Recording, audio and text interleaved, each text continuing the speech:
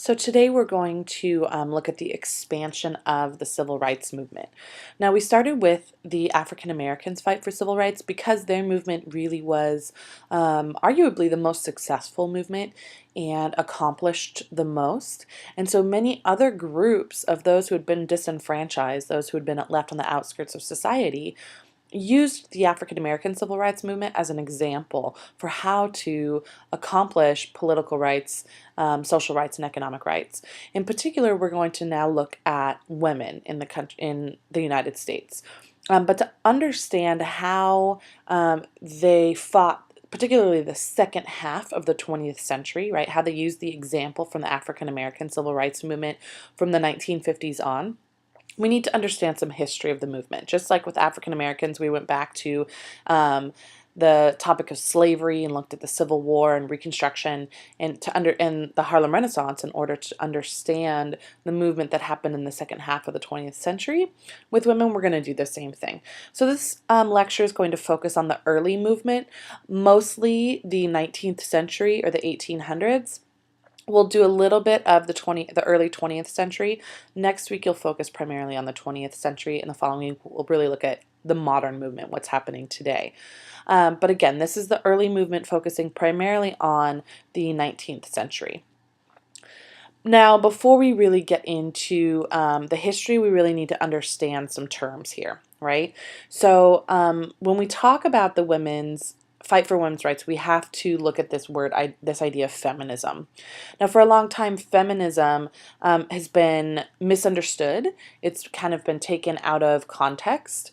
And so this is looking at the definition. What is the definition of feminism? Feminism is the advocacy of equality of the sexes. Right? To advocate means to support, to fight for something, to speak up for something. So advocacy of the equality of the sexes. So we're not talking about men are better than women. This is often an idea of feminism that feminists think, they're these man-hating women. That's not what feminism truly is. It's really the establishment of political, social, and economic rights for women. Right? That women are equal to men, that women have the same political rights, social rights, and economic rights. This should all sound very familiar. It's really the focus of the equality of the sexes. Again, it's not the dominance of the female gender over men. It's not man-hating, right? That's not what feminism is. This image of feminists and of feminism have been kind of skewed throughout history. And so we need to look at the idea, right? This is what a feminist looks like. This is a campaign that is online. You can see there's of all races, of all gender, saying this is what a feminist looks like, right? Some people are famous, some are just everyday people here. But this idea that, again, feminism is not these kind of manly women who hate men and think women are better than men, but rather they're people who believe in the equality of the genders, right? They're people who believe that women are equal to men and should have the same rights, okay? So now we're going to look at the goals. Just like we saw with African American civil rights movement, we see the same goals: social, political, and economic equality, social, political, and economic rights. So social rights are really the first thing.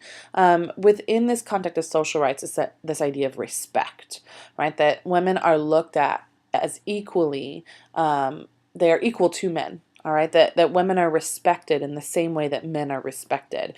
That's this kind of, that goes under this idea of social rights. The other thing that is part of this idea of social rights is this ability of, social mobility, right? The ability to move up the social ladder, social classes, things like that.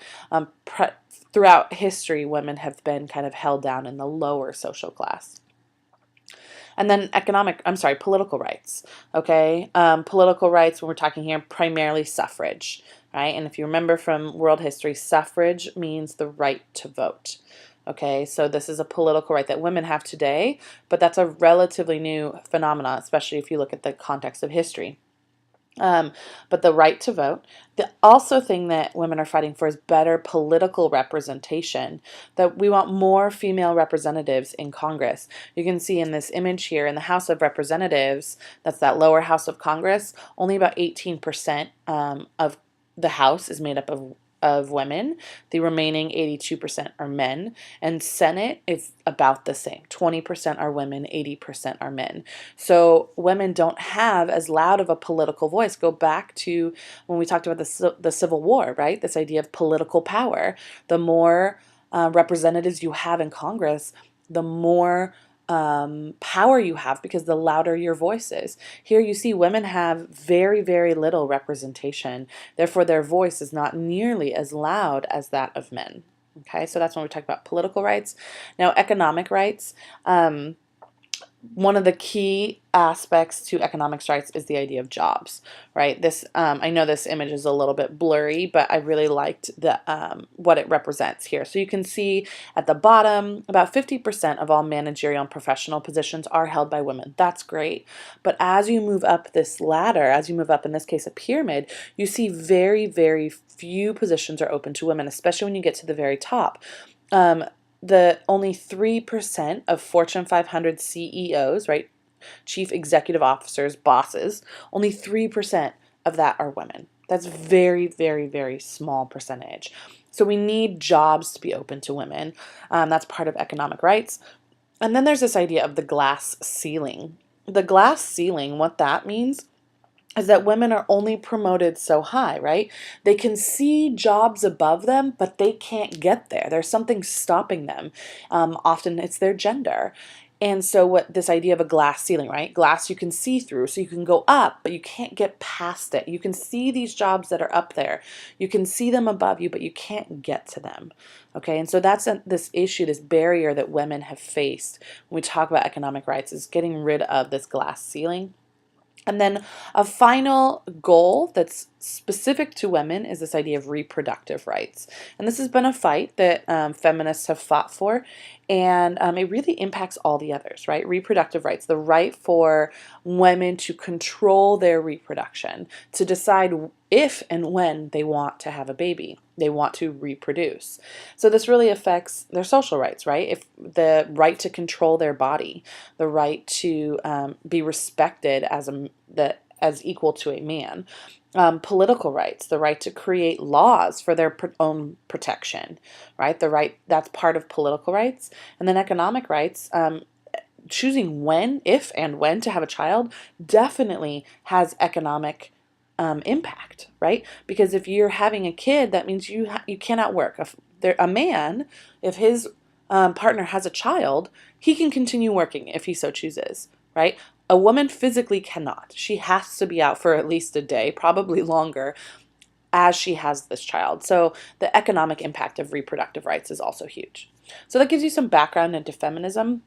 Now let's take a look at 19th century women. Okay, so 19th century women are the 1800s. The first thing that we have to talk about is this idea of the cult of true womanhood. Okay, so this is what it looked like if you were a true woman. And there were four cardinal virtues. All right, four cardinal virtues are the four most important things. Number one is piety, and that word is in your key terms and ideas at the bottom there, okay? Piety. Piety means the act of being religious, right? Women were seen as more religious.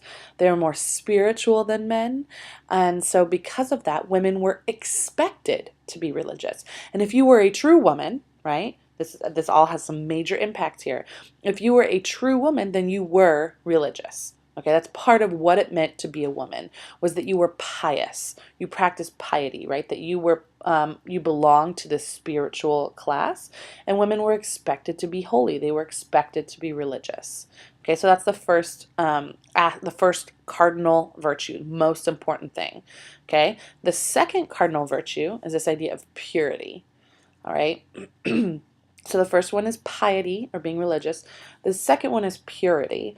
Women were expected to be pure of heart, pure of mind, right? You don't think bad things, you don't feel bad things, and of course, pure of body. right? So purity is the second cardinal virtue, and part of that, women were expected to be pure of heart, mind, and body.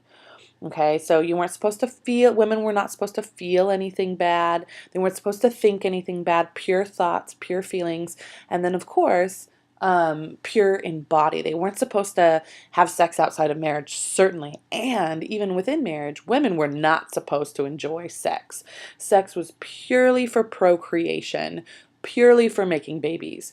If a woman enjoyed sex, that was, oh my gosh, right? Unholy. Goes back to that piety thing, okay? That sex was for procreation for women. Men could enjoy sex, but women were not expected to. And if you were a true woman, then you followed these guidelines. Okay, so here the impact here of to really be a woman, you had to follow these things: piety, purity, and the third one, excuse me, is submission. Okay, submission is the idea of women were expected to respond to actions and decisions of men. Okay, women were not necessarily supposed to act on their own or make decisions by themselves. They couldn't, in fact, they couldn't make decisions for themselves. They always had to be and were expected to be under the supervision of men. If they were married, then they were under the supervision of their husband. If they weren't, it was their father. If their father had died, they were under some other male supervision. They couldn't make business deals. They couldn't own any property or businesses. Everything was always in the man's name because women were expected to respond to the actions and decisions of men, right? They were expected to be submissive. Okay, so again, to be a true woman, you were expected to be pious or religious, pure of heart, mind, and body, and you were expected to be submissive to the men in your life, right? And then the fourth cardinal virtue, and the last one is, excuse me, domesticity. Okay, now domestic, that's a word that you've probably heard before. That means home. Okay, so women were expected to take care of the home or the house, which included raising children. In the 1800s, there was this idea of spheres, right? There were two different spheres. Men were in the public sphere. They went to work, they were allowed out in public unchaperoned. Women, on the other hand, were in the home. Right? They socialized within the home. They didn't go out without a chaperone. They didn't go out without supervision. Okay, their sphere was the home. All right, and so these four things really made up what it meant to be a true woman. Okay, so if you were a real woman, you were religious or pious, right? You were pure, you were submissive, and you were domestic. You stayed within the home. The problem is, if you think about it, this is really a classist system, because what happens if you had to work? What happens if your husband left?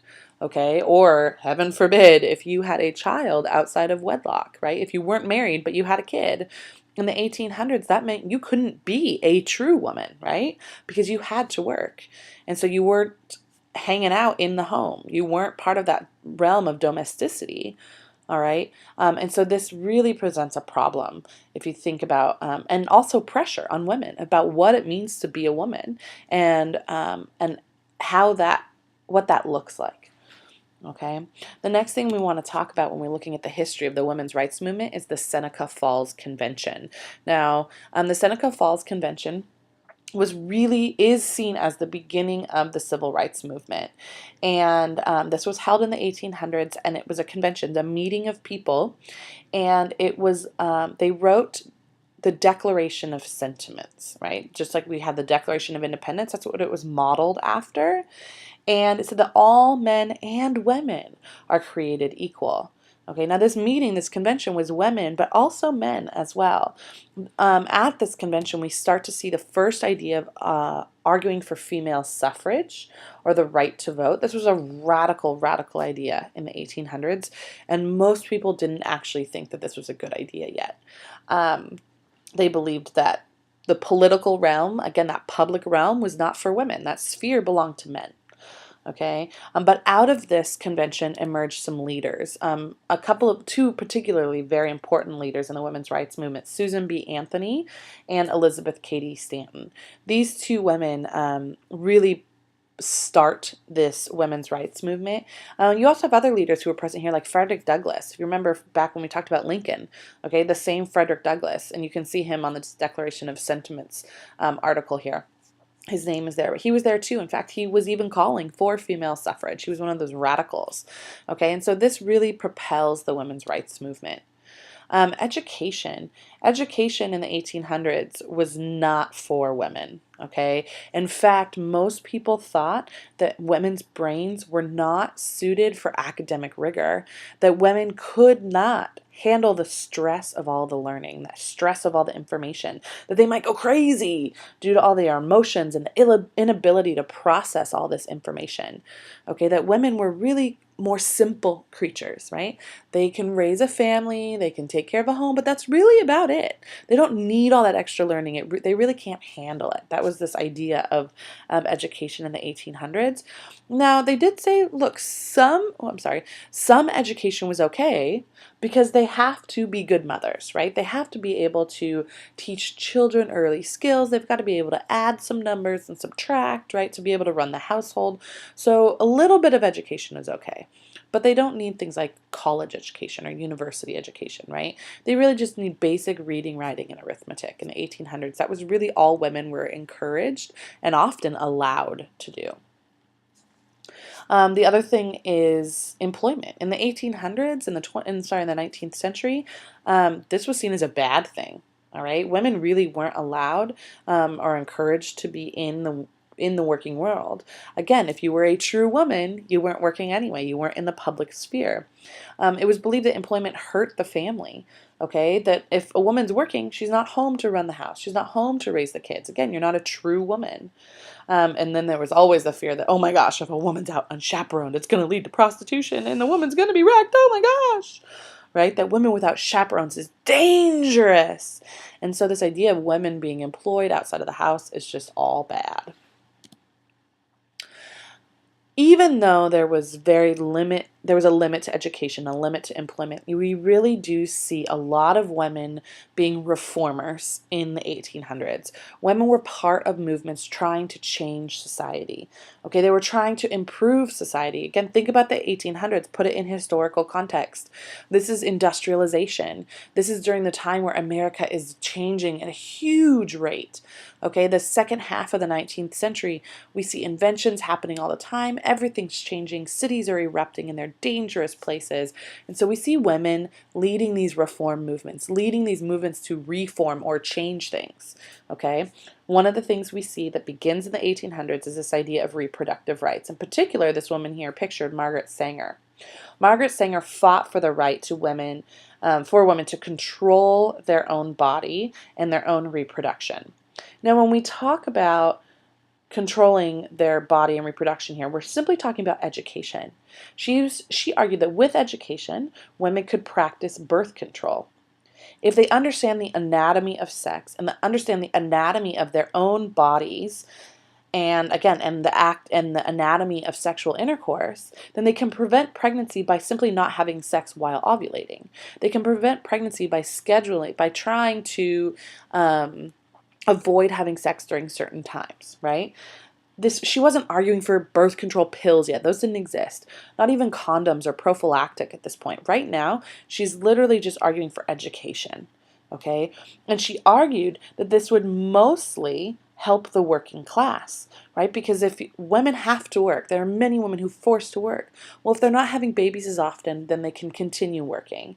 And so they won't miss as much work due to having all these babies. And often in the working class, women had more babies.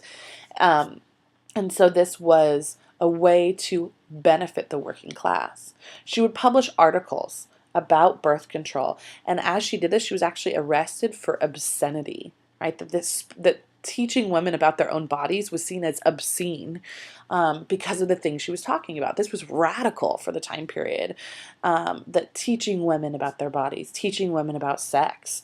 Again, women weren't supposed to enjoy sex. Women weren't really, they were supposed to be pure of mind, right? Pure of heart, pure of body. So talking about sex certainly did not fit into that. Eventually, in the early 20th century, in 1916, she actually opened her first birth control clinic. Again, this is a place where she held classes, and then she would perform exams on women and things like that. on medical exams. This ends up being closed 10 days later, and she actually served a month in prison just for opening a clinic. So you can see how much opposition there was toward Margaret Sanger. But this is one of the ways that women were involved in these reform movements. Another way where women were abolitionists. They were fighting to end slavery throughout the 1800s. Women were absolutely instrumental in the fight to end slavery. Two very important women are pictured here, and I know their pictures are a little unfortunate, to be honest, but these women are the Grimke sisters. Sarah and Angelina Grimke were very, very prominent women in the abolition movement. They traveled around the eastern part of the United States and spoke about the horrors of slavery. You see, they were from the South. Their family owned slaves. They saw it firsthand, the horrors of slavery. And so they both ended up against it. They weren't allowed back into their hometown without being arrested. Many family members disowned them because of this. And not only that, but as they were traveling, they were discriminated against because they were women. So they began to also speak out for women's rights. So these women were instrumental and were radicals at the time. Not only were they speaking out against slavery before it was outlawed, but they also began speaking in the early 1800s about the need for a women's rights movement. So these two kind of reform movements become intertangled with these women, right? Because in order for them to speak against abolition, they were often discriminated against based on their gender. And then once they started speaking out for the women's rights, many of the abolitionists said, hey, that's not what you're supposed to be talking about. We can't fight for that right now. You need to keep your mouth shut about that. And it became this very interesting, these two women really and it created this interesting time where they were speaking for women's rights and discriminated for against that, but also speaking against slavery and discriminated for against that. So they really had a lot against them, but they continued speaking and spreading the word and holding lectures for the right to end slavery, as well as speaking out against women's rights. We saw women fighting for in the reform and the change for labor reform. Okay, that there were dangerous working conditions in a lot of these new factories, right? There were long working hours and there was no job protection. You got injured on the job and you didn't show up for work, too bad, you lost your job, right? And so the fighting for things like labor reform, changing labor rules or work rules. There were no age laws at the time, so they argued for ending child labor. Women were instrumental in the fight to improve labor conditions. Welfare programs, including things like education and healthcare. They wanted to provide, they supported public education. Women were instrumental in building more and having more hospitals built and getting more doctors trained and encouraging the government to support that. Another welfare movement, welfare program that was really fascinating and women were absolutely the leaders of was this movement of temperance or prohibition. Okay, now temperance and prohibition is all about no alcohol. All right, the women really received the brunt of the abuse that was a result of alcohol abuse.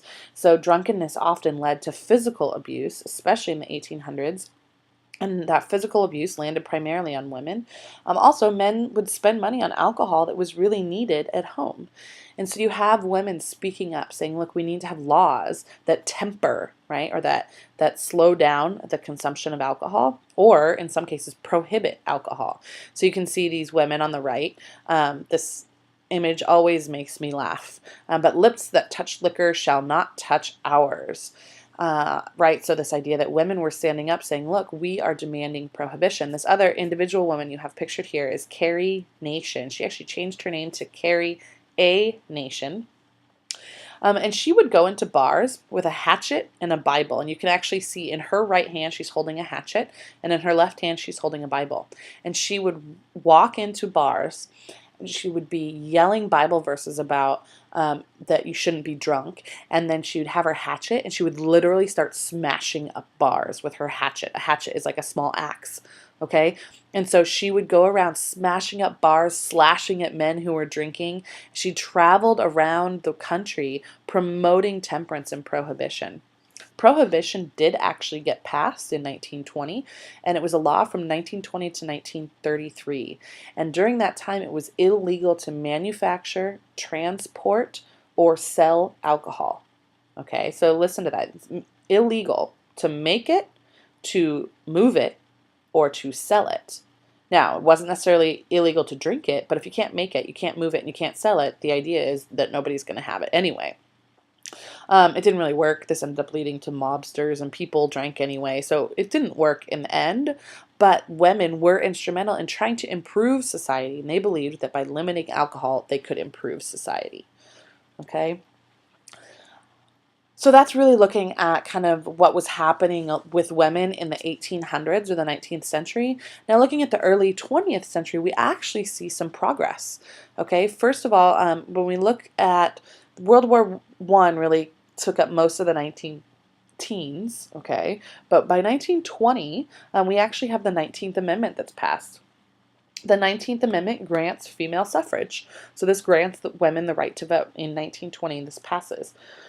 There's a problem here, though. This really doesn't mean that there is full equality. Yes, women now have the right to vote. Woo-hoo-hoo-hoo, okay? But they are still not allowed to serve on juries. They still can't hold political office. They can't enter business agreements. They can't sign contracts without their husband or father's permission. So we still see this limitation on women. Okay? So even though they get the right to vote, this still isn't full equality. It's really more of a symbolic sign, right? Hey, women, you can voice your, you can express your voice in elections, but there's still all these other limitations. The other problem is that even though we get the women get the right to vote, there's still no women's bloc. Okay, there's no women's bloc. This means that women weren't unified. Okay, not all women were fighting for the same thing. Throughout history, even today, women are their own biggest enemy, right? Not all women agreed that women should have the right to vote. Many women believed this idea from that cult of true womanhood, right? That this idea of that women should not be outside the house. Even today, that idea is absolutely present in our society. This idea that women are expected to be at home and raise children and keep a home. Okay? Now, in and of itself, that isn't a bad idea. But in the 1800s and throughout most of history, women haven't had the right to make that decision. That has been forced upon them. Okay, but what we see is even though women achieved the right to vote in 1920, that women are still disunified or ununified. They are not, there's no group of women that all believe in the same thing. And so we really don't see much in terms of unification. But the other thing that we see as evidence for progress for women in this early 1900s is the flappers, right? The flappers were the women from the 1900s, and these really we see new freedoms. We see new fashion. You can see it pictured here. There are shorter hair, shorter skirts, looser clothing. If your clothing is looser, it's not nearly as restrictive. There's new attitudes among women. These younger women really took advantage of these new freedoms and believed that they could achieve more in society. They believed they didn't have to stay home, that they could participate in the public realm, in many cases the way men did, or at least participate in the public realm. There were also new leisure time activities. Leisure time means time that you're not working, right? Because there were so many new inventions in the 1920s, women had more free time. Okay, so they could do more art, they could do more activities, they could learn more, so they could go to school longer, they could participate in sports, they could get jobs, they could do training. Even some women who were still at home, they could do volunteer opportunities because new inventions freed up their time. Okay, the other thing you need to understand about the women in the 1900s is they also had new opportunities. It was acceptable for them to have jobs, mostly unmarried women, but it was acceptable for them to have jobs like shop clerks, right? They could work in a shop. Telephone operators. You can see down in the bottom right-hand corner, these are telephone operators from the 1920s, but really there was little chance of advancement. Yes, they could be in these entry-level positions, but they were never going to advance past that. Plus, the expectation was still once you got married, you would then move into the home with your husband and start having a home and maintaining that home and eventually having babies, right? So again, there's this problem of the glass ceiling too, right? There's little advancement within your job or within the job for women. Okay, so that really wraps up looking at the 1800s and the early 20th century. Next week, we will take a look at the rest of the 20th century. And again, make sure you write a summary for your notes. If you have questions, ask your teacher. And so long.